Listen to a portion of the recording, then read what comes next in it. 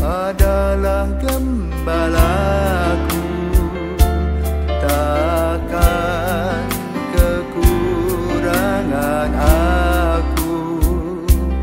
Ia membaringkan aku di padang berumput hijau. Saudara-saudara yang terkasih di dalam Kristus, selamat pagi. Salam jumpa lagi dalam Sabda Siap Saji Sabtu 6 Juli 2024, hari biasa pekan ke-13. Marilah berdoa, Bapa dan Putra dan Roh Kudus. Allah sumber kedamaian sejati, Engkau memberkati dan menyinari kami dengan sabda-Mu. Semoga kami mampu membangun kedamaian di tengah masyarakat dengan pengantaran Tuhan kami Yesus Kristus Putra-Mu yang hidup dan berkuasa bersama Dikau dalam persatuan Roh Kudus Allah sepanjang segala masa. Amin. Tuhan bersamamu dan bersama rohmu.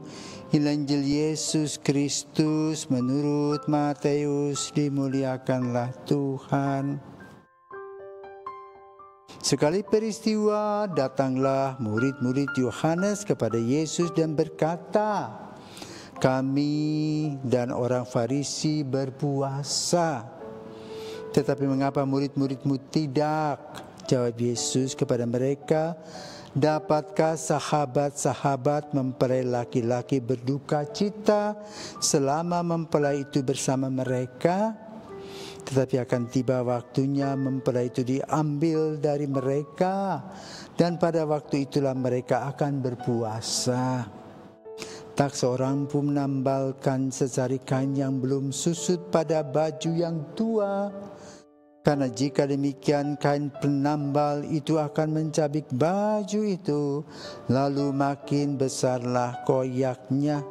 Begitu pula anggur yang baik tidak diisikan ke dalam kantong kulit yang tua, karena jika demikian kantong itu akan koyak sehingga anggur itu terbuang dan kantong itu pun hancur.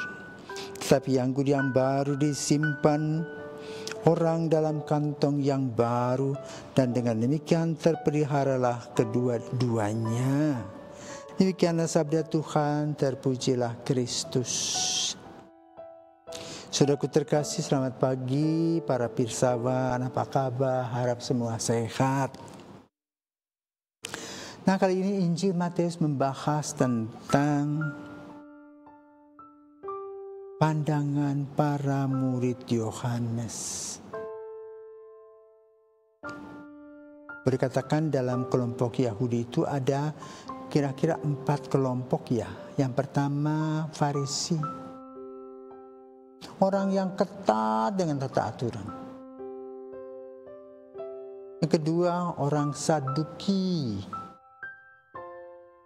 yang tidak percaya akan kebangkitan dari Sadok.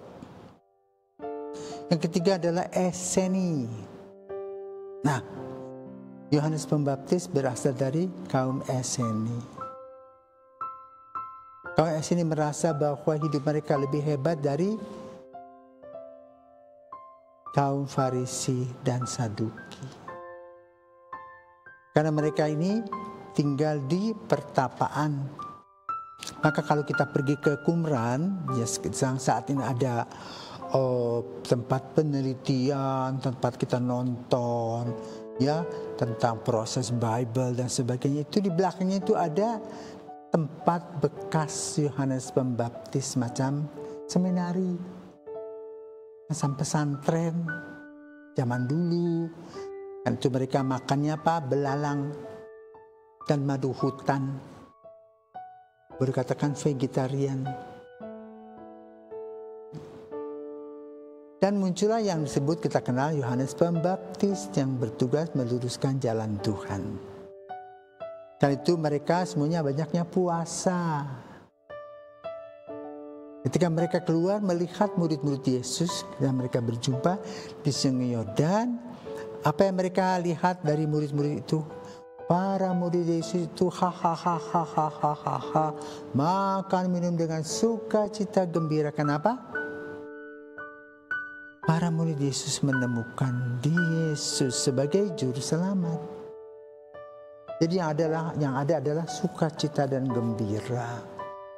Terkekeh-kekeh, senang kalau orang datang dilayani, disambut.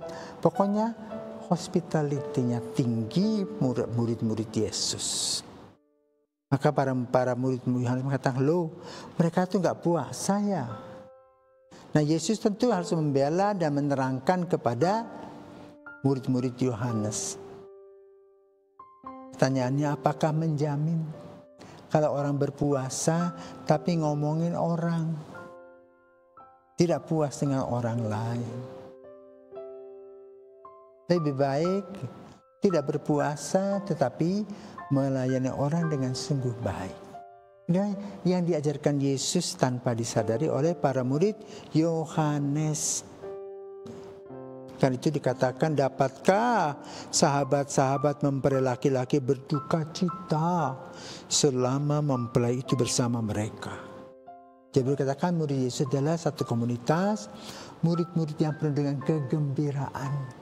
Karena mempunyai harapan ke depan yang akan mengalami berkat dari Mesias. Karena itu Yesus juga membuatkan perumpamaan. Kalau kita mengambil anggur, memerasnya, dan menyimpannya tentu harus di dalam kantong yang baru. Supaya tidak rusak. Maka semangat baru melayani Tuhan itulah yang menjadi fokus kehidupan kita. Bukan orang berbicara tentang Tuhan, tapi tidak buat apa-apa.